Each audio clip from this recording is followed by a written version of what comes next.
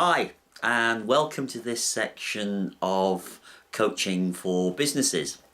My name's Steve Wakefield, and we're going to look a little bit at body language and what is body language and why is it important. Well, body language actually accounts for about 60% of what we communicate. The words about 10%, the tone and inclination of our voice around 30%, but the vast communication process that we follow has got a lot to do with body language. It is the majority, and some people are a little skeptical about that. But when you think about it, when you first meet somebody, what do? Well, you may well smile, non-verbal. You may well walk towards them with your hand ready to shake their hand, non-verbal. You will notice their smile or lack of it. You will look at their eyes and you will see whether you feel they're interested in you. All this is non-verbal before you actually say a word, which is, hi, how are you? Nice to meet you. So people have made an opinion on you way before you've said anything. So it's important to understand body language. Now, having said that, a lot of people put a great deal of emphasis on body language, and they take things out of sequence or out of consequence. For example, if somebody is scratching their ear, it may well suggest that they don't want to hear or they're hiding something. Equally, it may be that they have a itchy ear. But on the other hand, if somebody is avoiding your gaze, if they're fidgeting on their chair, and they're scratching their ear, well, it would suggest that they are hiding something or just simply don't want to be involved in the conversation that they're in at that particular point in time.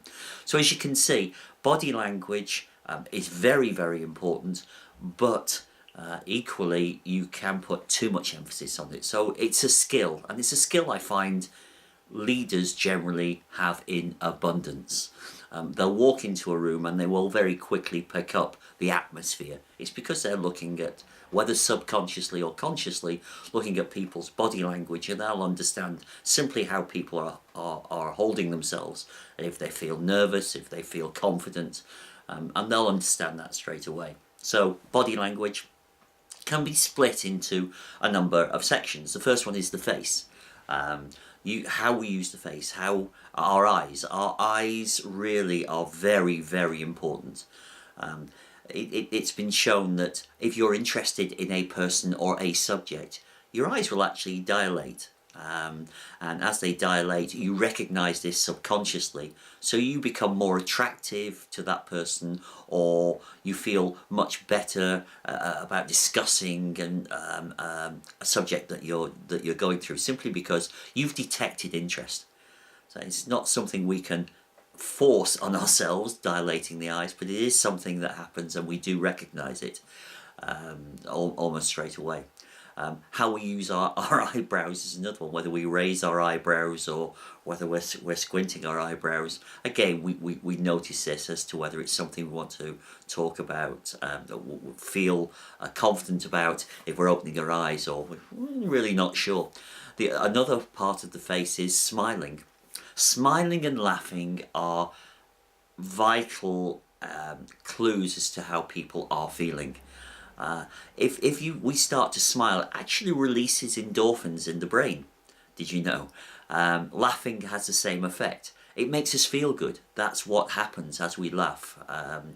So it's a good idea if you can memorize a few jokes when you're out there, we're giving a talk, a few small things to make people smile, just to get them feeling good. And again, if you're in negotiation, it's a good idea to have something prepared that will, again, bring a smile to people's faces.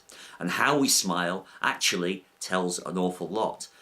In my book, So You Want to Be a Leader, we go through the various types of smile, from the tight-lipped smile, which is, I think I should be smiling at this, but I'm not really interested, to the coy smile, to the genuine smile, to the politician's smile. So many different types of smile that people use, and things really should be aware of. And with practice, you can notice these and determine the atmosphere that you're in, whether people are interested or are not interested.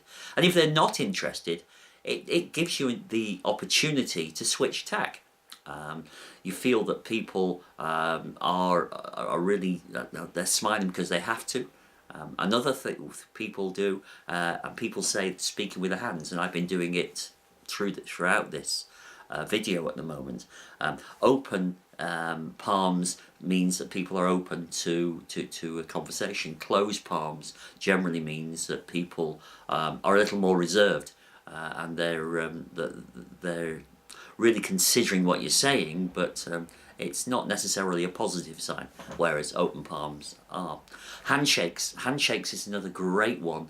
A lot of people will grip with a handshake, really trying to dominate. But however, if the ideal handshake is when you have equal pressure together when you're handshaking. That shows that you're equal. Actually, handshaking only came about in the as we know it today, when deals were being done in the 19th century, and it was a way of just concluding a deal, so everybody was equal. If you feel you're more powerful, you'll tend to put your hand above with your palm pointing down. Submissive handshake is the opposite way.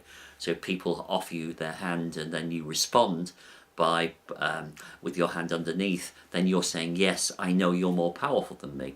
I mean, there are techniques to be able to say, no, I know you feel you're powerful, but I'm just as powerful as you. A classic one is putting your other hand on top of theirs and shaking their hand warmly, while smiling, of course. So there are all kinds of ways body language can tell us. Posture is another, an open posture, a closed posture, closed arms, generally trying to hide something, or feeling that you need a barrier between you and the person that you're speaking to.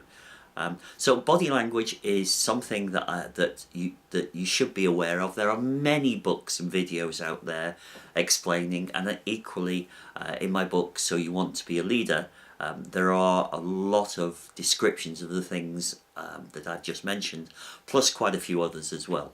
So it's worth looking at.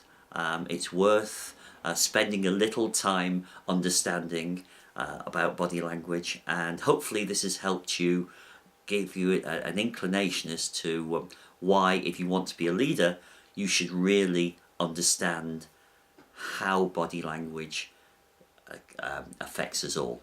Okay, so thanks for listening, and I'll speak to you again soon. And if you want any further information, just go to the website coachingforbusinesses.com. Thanks. Bye.